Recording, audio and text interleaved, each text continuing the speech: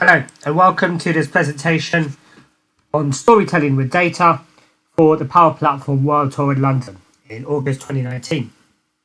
So this is the practice session I'm doing before the conference event, and it will make available on YouTube and social media for people who weren't able to attend the conference to view at their own leisure. So a little bit about me to start with. So my story is I'm a Power BI consultant, speaker, trainer, evangelist overall with this technology. I really am quite passionate about it. I've learned a lot from the community over the years, and I like to really try and give back as much as I can. The community is one of my main ways of learning and keeping up to date with this technical knowledge. I'm really grateful to kind of have communities and a lot of the MVPs and community leaders that I work with in the Power BI and data platform community. My background is actually not kind of from a BI data angle, but actually I'm a chartered accountant, come into Power BI through kind of Excel and VBA, and just really having a passion for it. And that's translated into learning the hard way and really understanding these concepts. And this is one of the main ways that I've got to where I have in this stage is by sharing that knowledge with other people. I'm really a firm believer of if you want to be able to learn something, you need to be able to teach it.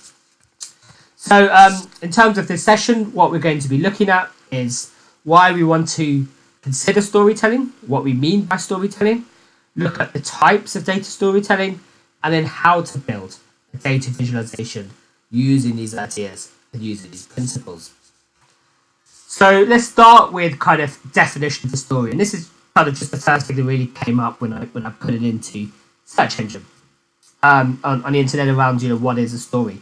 And really it's about getting across information. It's something that's quite innate to humans. Storytelling's been around for far, far longer than any records exist. It's everything is the way we communicate. And actually I've been reading this book called Sapiens, and it talks about how storytelling is the reason really that we rule the world rather than other animals.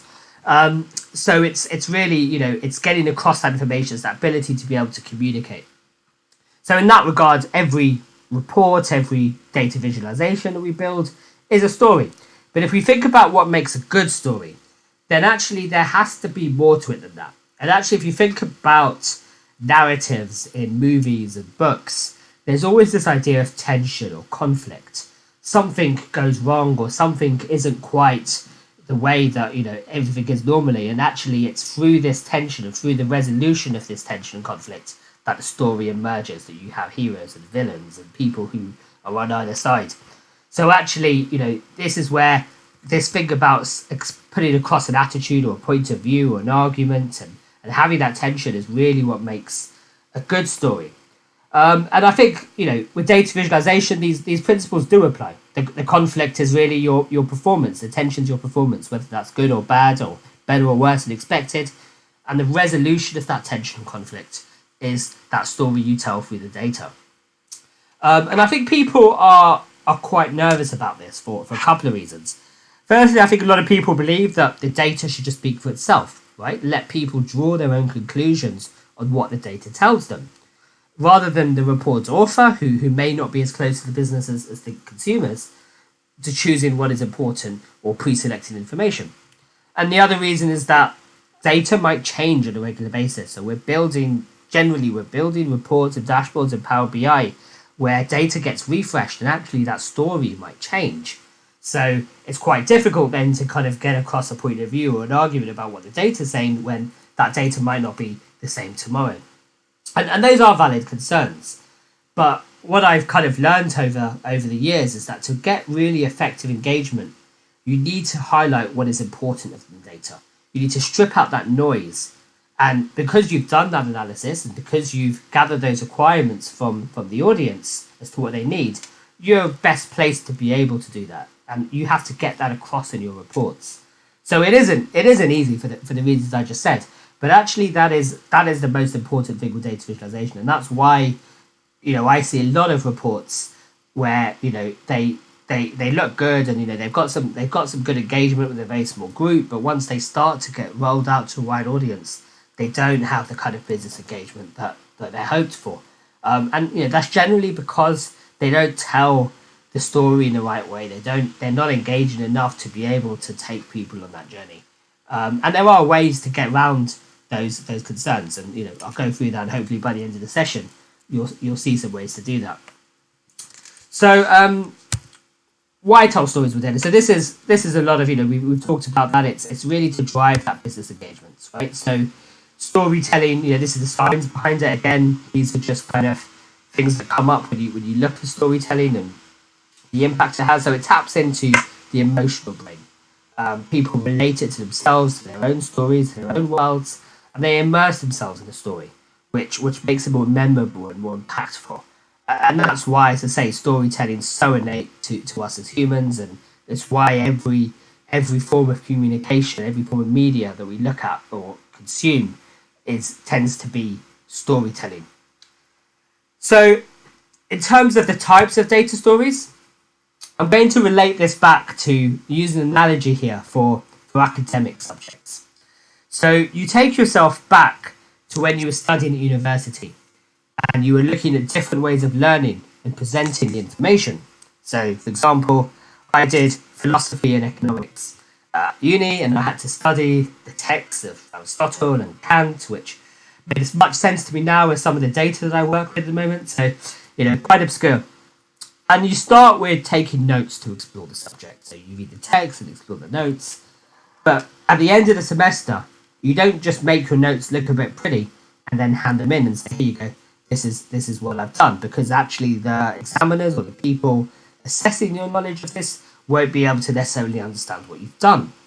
So instead, you take that knowledge and in an exam, you write an essay. So you write a structured set of points and arguments to answer a specific exam question.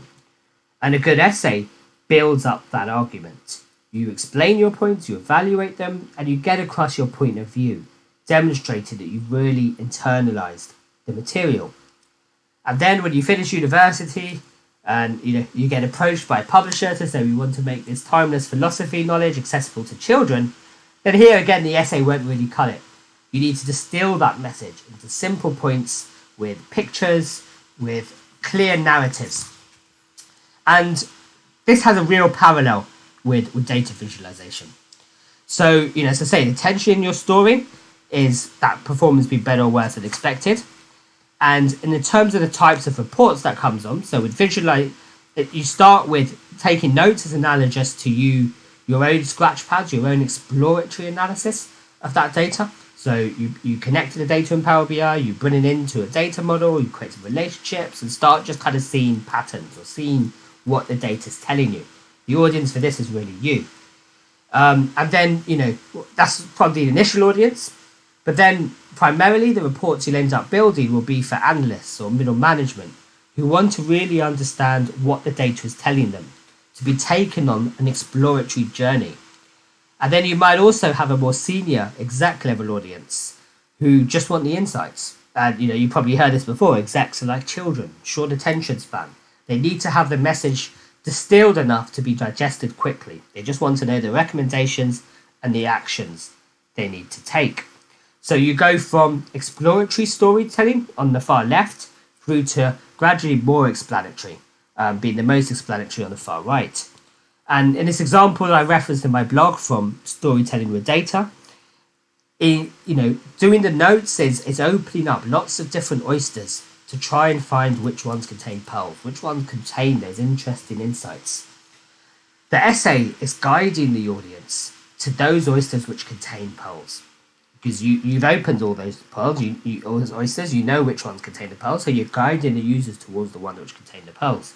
And then the children's storybook is just giving them the pearls. So, how this, I'm going to continue this analogy because I think it can go quite far and still hold true. And in this analogy as well, one of the best pieces of exam advice that I've ever received is to always bear in mind that markers have hundreds of exams to mark potentially in a very short space of time. As a result, they're very busy and they're very lazy. So if you want to do well in the exam, you have to make it as easy as possible for them to give you the marks. They're not going to spend the time and really try and analyze whether they think, you were trying to get this point across or whether actually this was really an evaluation. You have to make it crystal clear and obvious, make it so easy for them to be able to just tick off your essay against the marking criteria. So the idea behind this is to reduce cognitive load. And it's exactly the same with data visualization. You have to know what the assessment grid is, which is essentially points 1 and 2 here. And then points 3 to 7 are all about this reducing cognitive load. So starting with the first point around what you're being marked against. And many data visualizations that I see, including many that I've built myself, fall short here. So lots show some potentially quite interesting information. So they show, this is how many widgets we showed last month. This is a breakdown by region. This is a breakdown over time. Okay, great. But what does that actually tell you? Can I look at this report and tell me if my performance is good or bad? In most cases, actually, that's quite hard to do because there's no real context for it. It just says we sold 200 widgets and, Europe sold the most. Okay, Europe's our biggest region. Is that better than we expected it to sell or worse? There's no tension there without that context. So, the 4 things you need to look for, and I've kind of seen this in a presentation. I've taken this from a presentation, by Zebra BI, Andrej, looking at kind of those 4 key things you need to look at any report. Is my performance good or bad?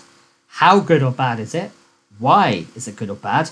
And what can I do about it? As I said, if you apply that criteria to most reports you look at, most of them will fall short. There'll only be that small sample, a very small sample, which are really the kind of AA star deserving reports which answer all these 4 questions. And the reason for that is because it takes a lot of planning and thinking to get to this.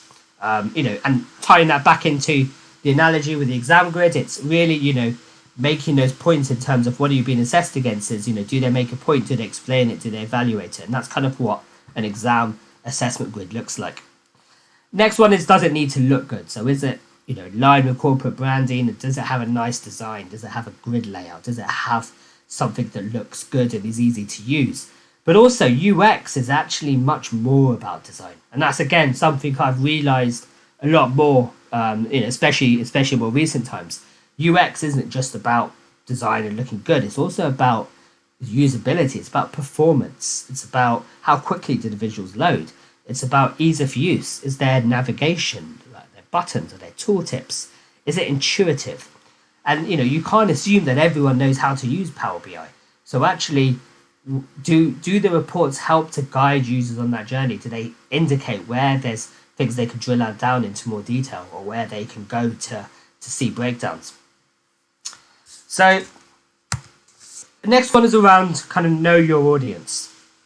And again, I think a lot of reports potentially fall short here because they try to be all things to all people.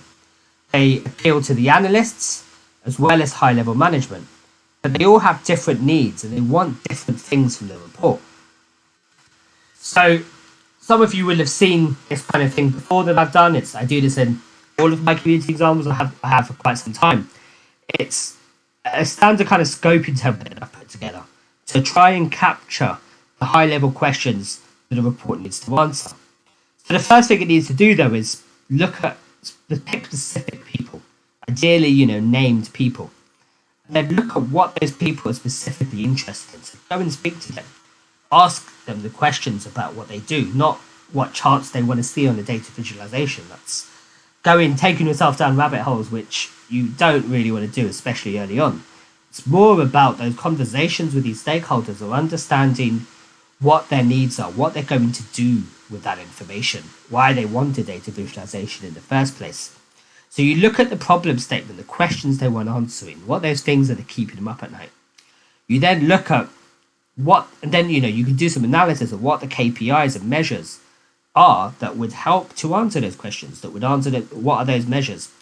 And then you look at what you want to slice and dice those by, what viewer filter them by, and as a high level, kind of what kind of data you need to be able to do that. So it's here we've already we're focusing on the questions, we're focusing on the non-technical aspect of all this, but we're really looking at actually how we might need to design a data model and tell a story around this to be able to answer those questions. So the example I've shown on here is actually kind of a real life example that I had with one of my clients, which was looking at construction. So I can show you the data source behind this, but essentially it was it's consisted of, on the first column we just had work package number, so it's essentially blocks of work that had equipment tied to it, and then a whole series of dates going through each stage of the procurement process. So everything from documents designed, documents submitted, to RFI, request for information, to going out to tender, doing a technical commercial evaluation, to right at the end issuing a purchase order. And each date had a planned date that we plan to do that stage and an actual date when it's been completed. And then at the end we had two dates. One was ETA, which was the expected time that it's expected to arrive on site, and then the ROS, which is a fixed date, generally fixed when it's required on site. So those are the two that kind of end fields, if you like. So when I started with this analysis, I kind of did some exploratory notes analysis, put it into Power BI, and there were lots and lots of things I could have done here. Right, looked at all the different times between each stage, the bottlenecks, where they're particular bottlenecks, how long particular stages take from particular areas of construction, all of these kind of things. But there's a lot of information to potentially show, a lot of it's all potentially interesting. But what I had to do then is take a step back and really talk to the stakeholders about what they wanted to see. And when I had those conversations, what I found out that they're really interested in is not so much all the how long each stage takes, but really those last two fields, that ETA and ROS, and actually the difference between those, the delay, or what they call the float. The point was actually there's some work packages which they know are delayed, and they've been delayed for some time, and yes, they're interested in seeing that delay and how many they've got, more than a month delayed or delayed by a couple of weeks. But what they're really interested in, what they don't really have visibility on today, was looking at actually which work packages have now become delayed. So last month was showing as they were going to be delivered on time, and now are showing as they're going to be delivered late. Because these are ones which they could potentially do something about now and need to do something about now before that delay worsens, or to really understand what's changed since that last period. And by doing that kind of analysis, so here we can see that come through, how many work packages are delayed compared to the previous month, but also which work packages have become delayed within the last month and which stage they've become delayed at. So now with this information, they've got something they could do something about. So we've really got to the core of what they need to know. And then actually the rest of that information we can put on a different report, maybe for a different audience, or essentially it's noise if it doesn't answer these specific questions. So now we've got a real focus for what we want to answer. And that's the key point around the storytelling. So from that scoping template, we can start to do what is called storyboarding. So we get some post-it notes and we jot down ideas of things that can answer those questions. So we might have some KPIs, measures, and things to view and filter them by. We jot down some ideas, not necessarily what graph type it is, that's not necessarily important, but more just kind of we want to show this versus this, we want to show this over time, or this metric. And these might be the titles for your graphs essentially, but we're just brainstorming, and we're brainstorming on post-it notes, so it's fluid and it's done in a workshop environment with stakeholders. And we try to get a mix of pure statements, so we sold 200 widgets last month, and arguments, which are statements with context. We want to make sure we get some of those arguments in there, that we really say we sold X% better or worse compared to the previous same time last year, or something that gives that context as well. And a lot of people, I think, try and do this thing just with Power BI because actually it's so easy to produce graphs in Power BI, so they come up with lots of different examples and show them. And whilst that works in a way, it's actually still much better just to do it on post-it notes, because there's still much less emotional attachment to it. It's still much easier to do. It's still much more accessible. And you're not using technology at this point. It's a much better thing to do, especially kind of in a workshop environment. So this procurement example, this is the kind of some of the post-it notes I did for some of this, and you can't really probably read this very well, but there's a mix at the top which has kind of statements, so the number of work packages in total, and then arguments, so the number of work packages delayed, the latest and in the prior month. So now we're giving that context. So the prior month is giving context. We've got more work packages delayed now than we had last month, or less than we had last month. We've also got then some details and breakdowns, so things like showing it by time category, showing it by stage. And then we've got detail at the bottom where we've got a table of all of those work packages. And the idea is, this is, we started off with maybe 50 post-it notes and really distilled it down to these, the core ones that take users on that journey. So start with that high level journey and allow people to drill into that detail. And this is kind of the end example. Obviously, this is anonymized. I've put it under a different brand. So here we're using, we start with kind of the high level metrics, number of packages, number delayed last month, delayed prior month, now delayed. And then we've got the value of those work packages now delayed and the total delay. So we've got some kind of key high level metrics here. And then we've got some details as to those work packages that are now delayed, the packages that are by last completed stage, and then those ones that are delayed by delay time category and last completed stage. And then we can use those to filter the table. And we've got a table here with all the work packages with that float, that difference between the ETA and the raw state. So we've got some kind of, what's important here is now we've represented that story through the storyboard. And one of the things that also helps with this idea of storyboarding is to think of this thing called the big idea. So this is a kind of single sentence that gets across an elevator pitch for your story.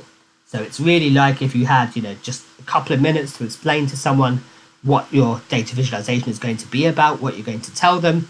It's telling them this is what you're going to see. And you can see here it's, whilst these numbers will change. So I've said X work packages worth Y million are now delayed compared to Z the previous period. These numbers will obviously change month on month each time the data is refreshed.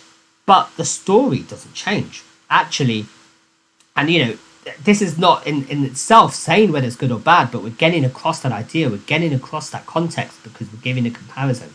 So actually, we've got all the context here, we've got all that story, but this is the way that we're able to deal with the fact that actually it might be what it tells you might be different next month, or next period, or next time it's refreshed, but we still get to keep that common thread of what we're trying to get across. And this has really come from that ruthless prioritization of those statements, of those things that you want to show. We just have the minimum we need there to get across this big idea. Just to focus on a little bit more around this idea of arguments and picking your arguments. So, as I say, the difference between statements and arguments is that statements are just kind of numbers or values, and arguments are those statements or those numbers with context. Now, a lot of this comes down to your visuals that you choose. And 80% of them, in all honesty, should be bars and line graphs because they're easy to understand and they get across a certain level of detail. They show a trend over time and they show a breakdown. And people get that and that's good for a lot of visualizations. But by themselves, they don't show context. So you've got a couple of options there. Either you can modify some of these graphs, so bars and line charts. You can modify, put reference lines in there. You can to try and show previous values or trends or averages, and you can also then show increase the bars, the width of particular lines, for example, in order to kind of bring out that context. You can show different lines, so plan versus an actual line, for example. But also, what you can start to do is look at other visualizations which are very good at getting across that context. And to me, this is one of the main reasons to consider using a custom visual to go beyond those kind of bars and line charts as kind of standard, or to start thinking about using other types of visuals, not even necessarily custom ones. So these are some of the main ones that I use. I've borrowed a lot of these examples from SQL Jason. Jason Thomas, he works at Microsoft in the US.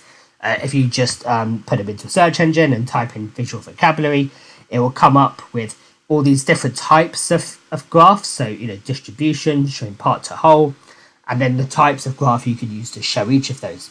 So I've picked out a few examples here that I think show context quite well. So first one we've got is kind of looking at KPI cards. So there are KPI cards in Power BI, and they do show context. They show trends over time and a change since the last period. I've done here is just showed a standard card visual, but added arrows and previous values to be able to provide that context myself. We've also then got a bullet chart, which is essentially a bar chart, but with a reference line in it. So the vertical black line there is your reference. It might be prior period or a target. So now we can see, yes, technology was the highest, and it was over budget.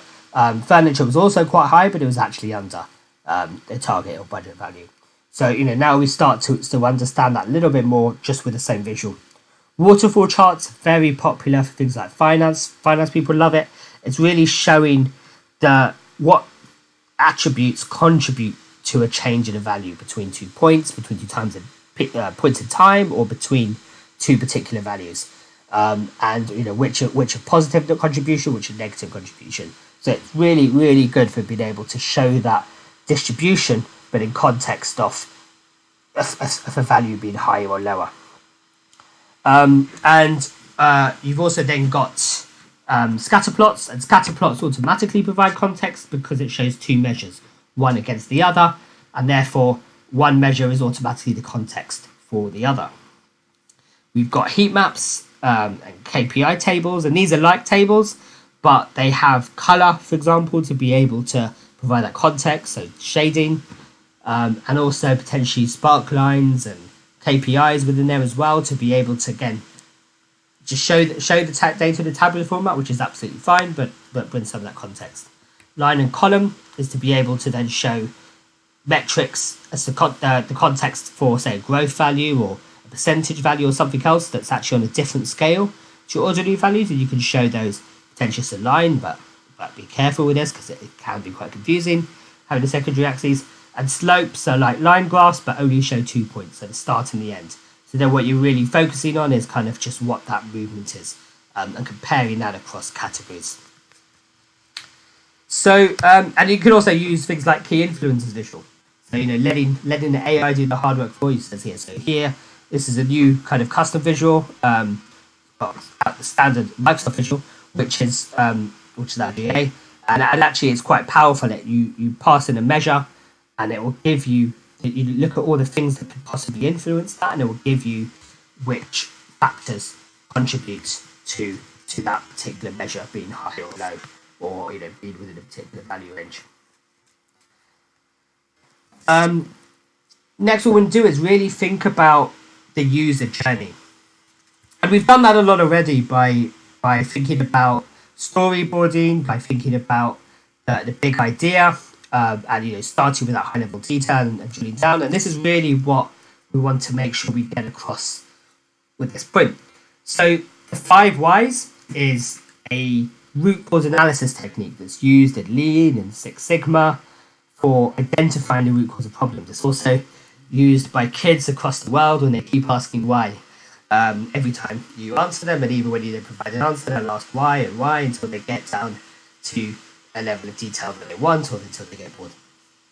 So the idea is that you start with a high level problem statement, and you keep asking why until you identify what the cause of that is. So in this case, the problem statement might be performance is good or bad, or better or worse than expected, and again that could change, but we have a high level problem statement, and then we go down into being able to ask why until we can figure out why that's performance is good or bad, and essentially what we can do about it to get down to something that's an actionable cause.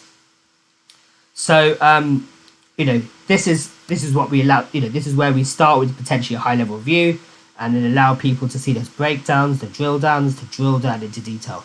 So we're not selling more, then we can show a breakdown by region or by store and see which stores, which regions are contributing to that change, and again providing context for that.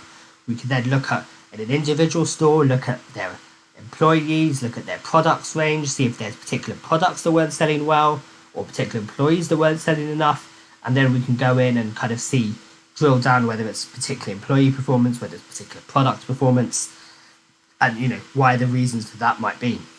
And there's all sorts of things we can do to kind of aid this user journey. So obviously we've got chart interactions, so we select one element of the graph and it filters the rest. We've also got drill through, drill down, so drill through to another page, drill down within a graph. Things like report tooltips that provide that breakdown category when you hover over something. And things like being dynamic, so showing the same chart but having different measures on there. So a disconnected table that allows users to choose different measures or even dimensions, and then those show as acquired on the graph. Next, we're looking at number 6. We're looking at kind of keeping it simple, and we've probably seen this. Again, a lot of you will be familiar with some of the ideas in here, but it's all about getting rid of that clutter and that noise, and stripping things down to basics, and not using flashy images and lots of colors for the sake of it, and not taking your audience's attention away from the data. So, this is again just a generic example from the internet, but there's lots of examples out there. Thankfully, you can't do 3D in Power BI, so this is a bit of an exaggerated example, but it really gets the idea across. Actually, not having a coloured background, not having lots of different colours in there, and actually making things stand out a little bit more, not having grid lines for the sake of it. And actually, this could probably be cut down and improved a little bit more.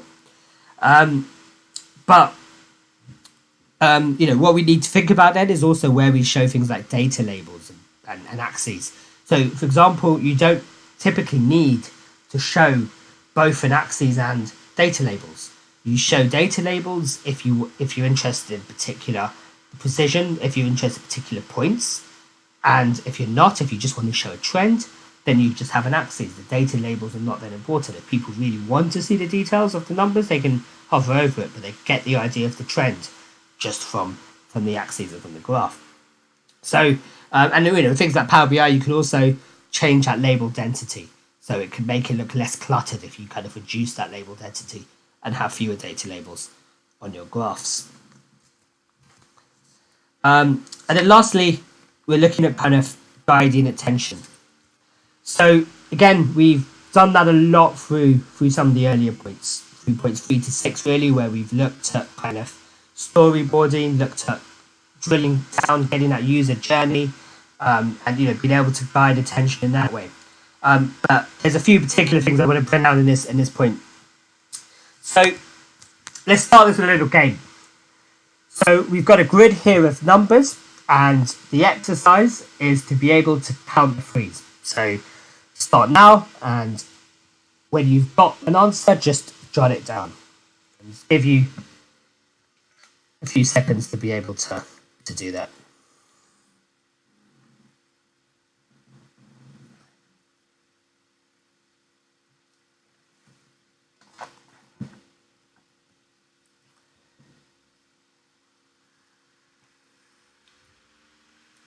Okay, hopefully most people have kind of gone through this and they might have doubted their answer, but hopefully everyone's got an answer.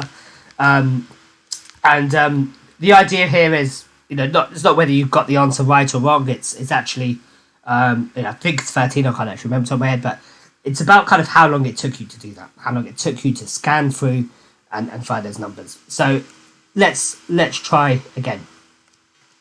Now count the threes.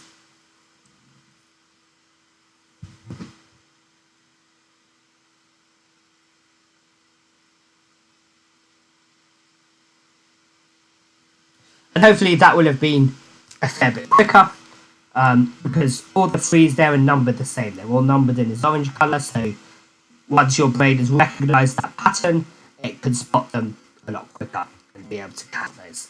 But there's still a fair bit of noise, and you can probably see where I'm going with this next. Let's try it the third time. Now we got the threes.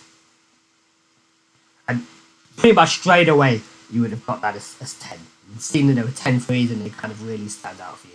And this is exactly the same with kind of data visualization. We're using that color as contrast, and that's where color is able to really guide attention. It's called one of the kind of pre-attentive attributes. So hopefully that gets across the idea that actually color can be a really useful way to guide attention when used in the right way. So not having rainbow colored graphs with lots of different categories, not having everything look the same, but actually just using color to focus attention to pick out particular data points. Suppose next then we want to see kind of which numbers occurred most often. So we can put that in a graph and put it in a pie chart. Could we tell from this pie chart? No, probably not. It's quite hard, especially because a lot of the pies look like a very similar size. Yes, data labels will probably help on there, but actually then because with the graph by itself doesn't tell us anything. What about tree maps? So people use tree maps alternative to pies to give it a bit of variety and get across the same distribution, but it suffers from many of the same problems. Still quite hard to see, especially when the boxes here are of a similar size. We can try with lines, and lines is a bit better. We have to look through it maybe a couple of times. We can kind of see then 3 and 9 look like they're the longest, and it's much easier for the human brain to decode length into a data point than it is to compare slice of a pie. And here we've made it a bit easier by aligning them all to the left, so they've all now got a common baseline. And again, now the top one and the bottom, the one third up and the top one. So we have to then cross-reference the legend. We can see that is number 9 and 3. Although those greys make it a little bit difficult to be able to take. That takes a bit of cognitive load to be able to get there. Less cognitive load here. You've got all the same color, and we've got data labels, so they kind of stand out a little bit more. But it's not really sorted. So again, we have to kind of read through everything and remember the values, and then just work out which ones are the best. And then obviously with our real example, it's now sorted, and we've used color to be able to highlight those highest values. So number 3 and 9 occurred most frequently. So these are called pre-attentive attributes. So these are kind of the main groups of them. So these are ways of guiding attention, of making things stand out. So length and width, those are often fairly inherent to the types of charts you use, although, as was mentioned before, you do have control over elements of this. So for example, you could choose the width of lines, or you could make things stand out more. Orientation, whether it's vertical or horizontal. Spatial grouping, so for example, if you're looking at a scatter plot, then that spatial grouping, all those points that are clustered closely together, people perceive as being similar in some way, which they are because those two measures have similar values, at least relative to each other. Size, so if you're using bubble charts or map charts, then you can potentially use the size of those bubbles to be able to indicate data points that have a higher value. And color, kind of what we've looked at. So color is probably one of the most important pre-attentive attributes, and also one of the hardest because it comes with the most of constraints. We have to use corporate branding. We have to be careful about accessibility, so color blindness, for example, and also look at how colors being used in graphs and use it sparingly. And actually, these constraints, whilst they could seem annoying, they're actually quite good because they force you to have to really think about things. And actually, the advice for color really is to make everything grey and then color items specifically which you want to show. And use things like gradients. So use red to green, or a different RAGS data scale to be able to show values progressively from high to low. And also make sure you use color consistently. If you're using colors for categories, then make sure if the category is represented in purple in one graph, it's also purple in the next graph, because people make those associations. So hopefully that gives you some ideas to really think about with this, and I want to go now and show a few demos. And I actually want to show some examples of stuff that I've built. Not because mine are the best examples out there. There's plenty of great examples around storytelling, but because I want to show you how I've built some of these things, or some of the things we've had to do in Power BI to be able to achieve some of this context and some of this storytelling. So we start with the procurement example that I showed in the presentation. So here then we're looking at work packages which is delayed by category. So we've got decrease in float. So this is the difference between that data is acquired on site and the data is now expected compared to the previous period. So 1 to 3 month decrease, which is bad, 0 to 1 month decrease, and so on. And it's kind of coloured according to that. And as I say, these graphs interact and they tell the story, and they allow people to drill into detail to say, I want to focus on those two and see the details of those two, or focus on one that's actually at that stage, and then drill down and see the details of it. So we've got that user journey. But also, I wanted to show a little bit about how you potentially get to some of these. So there is functionality in Power BI to be able to do grouping and binning, but what I've done here is actually created my own custom categories. So I've got some lookup tables here, and I've got one called float time categories, which is just a disconnected table, and it has start number of days, end number of days, and we kind of need to do an exact match or lookup like we do in Excel to be able to return, given a number of days, to work out which category it is returned in. Now, the challenge is we can't do a relationship between this table because there aren't particular data points. There might be, but it wouldn't capture all of them between this and our data.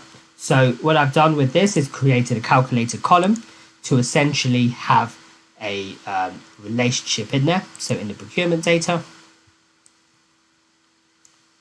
we've got then the float variance time categories where it filters that table for where the value is within the start days and within the end days. So within this, between the start date and the end days, start days value and end days value, and it returns the corresponding category. So it's like creating a virtual relationship on the fly.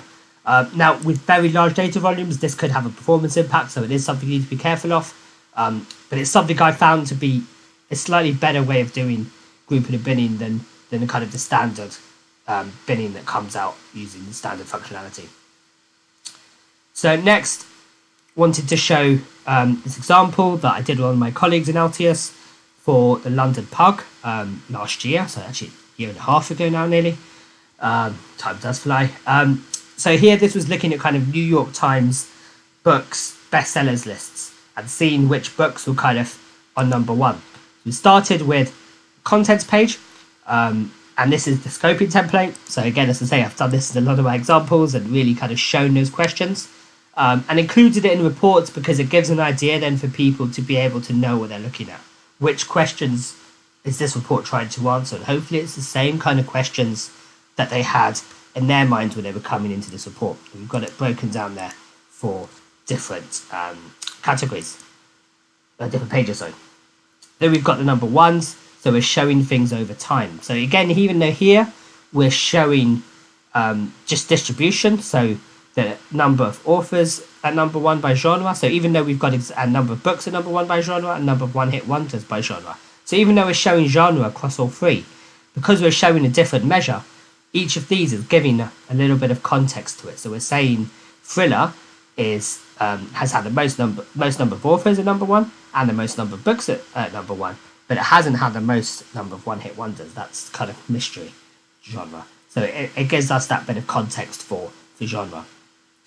This is the again custom visual. So again, rather just showing a line chart of the number ones, we're highlighting specific points using in each year, then kind of which one has the number by number of consecutive weeks. So we can see here actually that we can hover over it, so it pauses at each point, and we can see Love Story was at 41 consecutive weeks, so this was the highest one.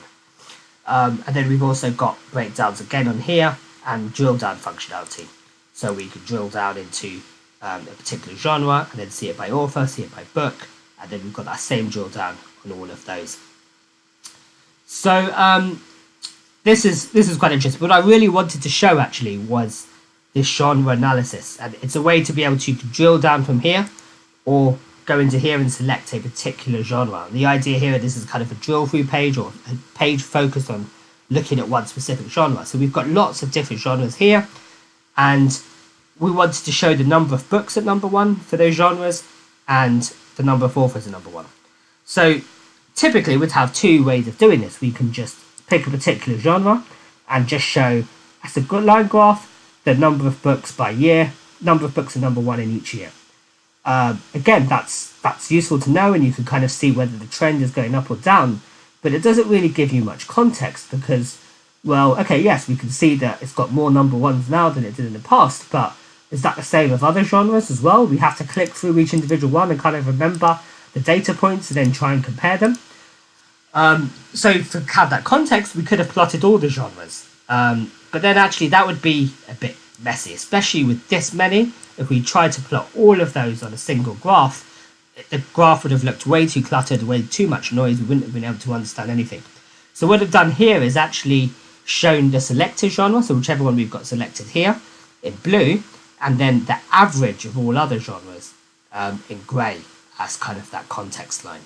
So again, we're drawing attention to the selected genre, but we're providing it context to see the average of all other genres. So we've got that way of showing everything, but in a way that makes sense. And just to show you how I've done that, so the measures that we've got on that were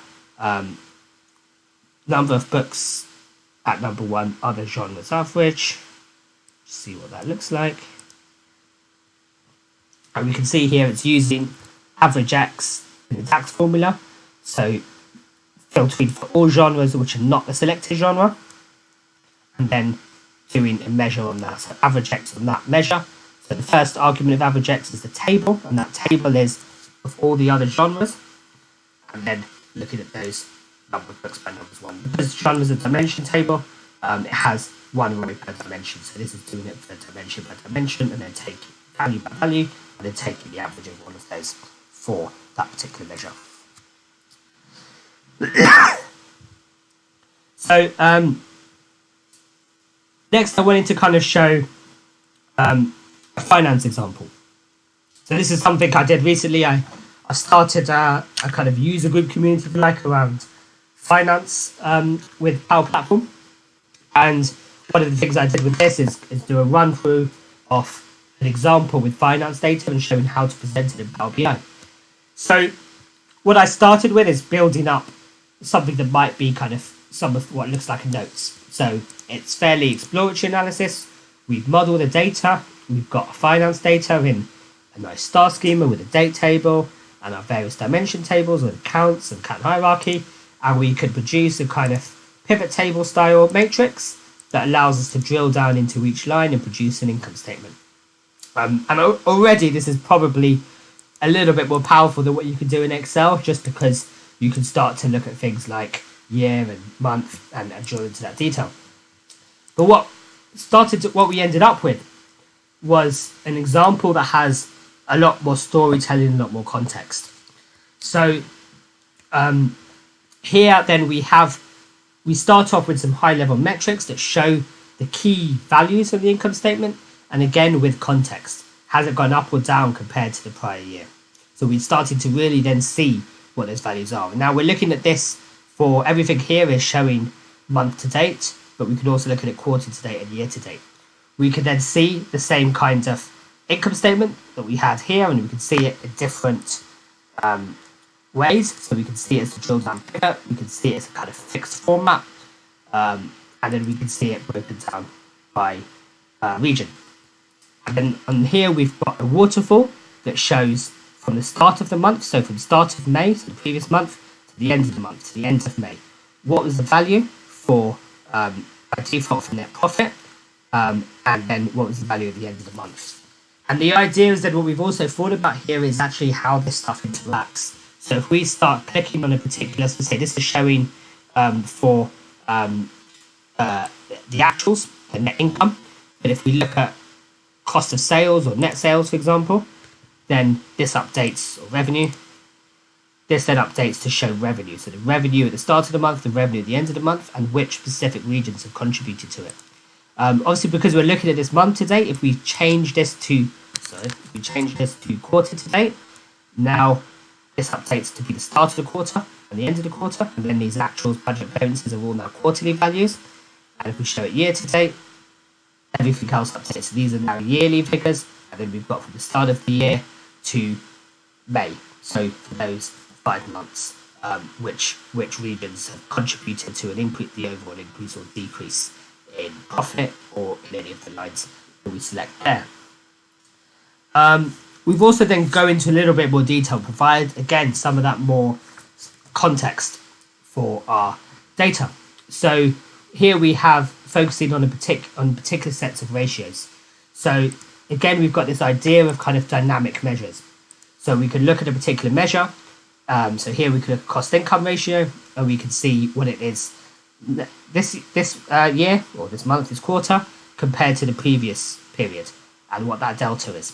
Or same period last year, and what that delta is. And then we can see a breakdown by region, but we've also got that prior year value as context. So again, we can see Europe has the highest cost income ratio, but how does that compare to, what's that change been?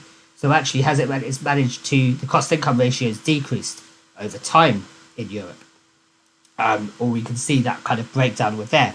We've then got scatter plots to show at a level down below from region, where we can actually look at individual countries or divisions.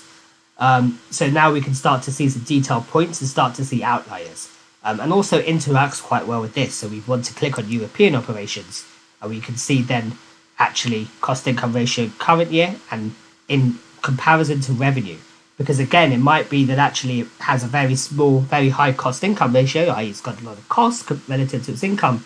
But if its income is very low anyway, then it's not going to impact your overall cost income ratio very much. So here we're using revenue as that context. So we're using the scatter plot to be able to highlight the cost income ratio in relation to its revenue. So the things we can see here with a high cost income ratio and a high revenue are the ones that are really driving those numbers. Let's switch it back to month to date. We'll see actually, we can start to see that breakdown, say, between France and Germany, and see actually what that looks like. We've also then got that over time, so we can then see whether a particular months where it was high or low, and again compared to last year, and a breakdown by all of these. And these start to become quite interactive, so we can start to control click and highlight, okay, I want to see why my cost income ratio is so high in Europe, especially compared to last year. Look at, focus on France in particular. And then we can see, particular months where that was high, and then drill down and see what's driving this, or which particular lines are driving it. And now this is, once we click on, say, revenue, or we click on other income and expenses, everything else then filters now for us to show that particular data point. So we really got that as a kind of storytelling. Again, this is the kind of guided exploration. So we're able to, we've got a story behind all of this. We're saying, your cost income ratio in month X was this compared to, or year X or quarter X was this compared to this the previous period. This is how it breaks down by region. This is how it breaks down over time. These are the details. So you've got that kind of story, but it's an exploratory story. It's a journey which you're taking the users through. What we've also done, though, is then actually say, well, actually, how would we turn this into the children's storybook version? And this is where bookmarks really come into play. Because what we could do is, once we've done this exploratory analysis and we've produced the reports for those analysts, we could build the exec version, which has annotated graphs to really show that story. So we could then start to highlight particular points and say the cost income ratio for this month was much higher. We could then tell the next part of the story to say this ratio was higher in France and Germany, that Germany's revenue was higher overall, and we're highlighting again specific points with this. And we can say with Germany the ratio generally is lower this year, so we've taken particular graphs of interest, make sure we've highlighted the right points. We might have even drawn some points over this, put some annotations around it. So we're taking those same graphs, but we're just putting them onto different pages almost, just for kind of bookmark purposes. And they don't have to be different pages, obviously. They could just be show and tell, show and hide sets of visuals for it instead. And then we've got that story kind of going through to say kind of why things are happening or what the data is telling you. So this is the kind of distilled message version. This is your real children's storybook version that you kind of would typically do in PowerPoint. Last example I wanted to show was around baby names. So this is one of the examples that Mark Wilcock has put together or got from the Office of National Statistics, which very, very simple data set. Shows for each year all the different names for boys and for girls, what their rank was in each year. So it's literally just that. It's just very, very simple data set. You've got that for boys for each year and for girls in each year. And we've got the ranking there because just to kind of put it in the right order, because actually a rank of 1 is very good, and we want to potentially show that as the highest. So here 1 will be the highest, and that we can sort it by. So we can pick out, again, we can do a bit of exploratory analysis. We can pick out a few boys' names and girls' names and kind of see the trend in those and kind of see which ones are popular. But what it really comes down to is what we want to see is what that storytelling is for that. And again, what we need to really be able to do is pick out an audience for this. So, there are lots of people who could potentially be interested in baby names, potential parents or parents looking to name their baby, sociologists, anthropologists. So I picked an audience that would be interested in this from a commercial perspective. So again, it's all hypothetical. I'm not doing any work on baby names for clients, but I picked the example of looking at a company which manufactures personalized goods, baby goods. So with names on it, and they obviously need to keep up with trends because the goods that they have stocked in store need to represent the popularity of those names in the wider society. So we picked those. They're really interested in how the popularity of those names have changed, and we can see the examples of these, and we can see the questions. They want to know what names are most popular and which ones are gaining, losing in rank. So it's these ones, which they really are probably interested in as well, because they want to know which ones to start creating goods for. If there's names that are starting to become more popular, like Archie, for example, they want to be able to get ahead of that curve and start building names. They want to understand what impact that has on sales as well. And that's kind of really where we get to the so what. So if we look at then the example of kind of where we ended up with that. So again, it was a kind of hypothetical storyboarding example, but putting that together and looking at the wireframes as to where that might go.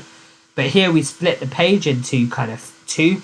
So we're showing for any 2 particular periods. And again, this is an exploratory journey. So we allow people to be able to kind of change exactly what those data points are, exactly what that story is. But what we're showing is the difference between the top names in 2001 or the first date that you selected and the last date that you selected. So it goes up to 2017. And what we can see here, the story that we're getting across here is that actually the names that were most popular at the start of the period, are they still the most popular names now? Or actually what have been the growth, the trend in those names over time? So we can see that all the names that were the most popular in 1984 have all since declined. So those names are now, not really very popular. I don't think any of them have really made it onto the top 5 list in 2017. And that story, you can also see the other side of that. All the names that are popular, the most popular in 2017, have all come from kind of humble beginnings, a couple of decades ago. So this is really giving us that view of kind of being able to compare 2 points in time and see any 2 points in time and see how those popularities have changed. We're also particularly interested, in names that have declined or names that are growing in popularity. So that's a particular measure that we wanted to bring out here and show those names with the highest decline and show those names with the highest growth. And the story it tells, again, is quite similar. Those names that have had decline in the last 15 years, and again, it's something you can change, those are the names that are now least popular and were most popular, and then the ones with the highest growth are the ones now that are popular. So those are the ones that come there, and we've got the kind of slope graphs there to be able to show that kind of movement of those names. So again, it's between the start point and the end point, where we're not so interested in year by year, but actually where did we start, where did we end? And actually when we hover over these, we've got those tooltips to be able to provide that additional context. So for 2012 and 2017 for each of those. Also got some other things here, again, around kind of being able to provide that exploratory detail, but also provide it in a way that tells a story with compare particular sets of names. So we've got here now we're interested in particular data points. So tables are quite a good way of showing it, but we've got that color coding to be able to show red, amber, green for those popularity of names. So these might be the names that we're currently producing for, and we want to see how the popularity of those names specifically has changed, not necessarily those that were the top 5 or the bottom 5, but actually a particular set of names that we choose. As I said, what was really important with this also was to get across this idea of so what and of that context. So it was really about actually, is the popularity of names important? What impact is that going to have if we're producing personalized baby name goods for names that are not popular? And so I made up some sales data to go with this. And obviously, this is all completely hypothetical, and it probably does show a pattern, obviously, because I created it. But it really shows that actually these names that we're producing for at the moment, or I'd assume that we're producing for, have all been declining in popularity by sales. So those particular products have been declining in sales, and then we've got that correlation for those names between the rank in each year and the total sales, or the current ranks and the total sales. So so each year then is plotted as a separate point. So this really then tells the kind of story around the so what. It provides that analysis. And again, once we've really got to that story, we can then take that into the children's storybook version. And we can say, actually, let's start with our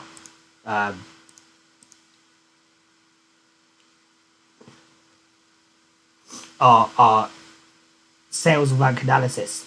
So, we've got this kind of narrative here where we say these are the top names, have also been the ones with the highest growth, and these are the ones we should focus on. So we have those recommendations, we have things that we can really provide as part of that children's storybook to be able to present back to the exec audience. So, conscious of time, hopefully those demos have given you a bit of an idea as to how this can be applied in practice. These are some of the resources. Obviously, this deck will be made available. Make sure I'll put a link to it.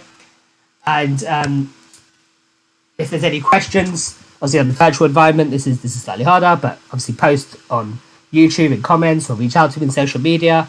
Happy to have a conversation about this or talk about how I've tried to apply storytelling, and it's something I'm on a journey with myself.